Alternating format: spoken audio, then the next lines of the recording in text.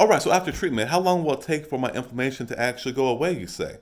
Well, it depends on how severe the actual irritation may be. If it's fairly mild, it's simple. You should start seeing noticeable results after a professional treatment in maybe a day or two. And continue your home care, it will resolve typically in about a week. Be really looking healthy, gums swelling will go away, bleeding will stop. Now, let's say for instance it's really severe. Well, now you gotta have more therapy, right? Because now you have more advanced gum disease, not gingivitis, but periodontitis. So now you have inflammation of the gums, but now your jawbone underneath that actually is dissolving away. So now we have to stop both.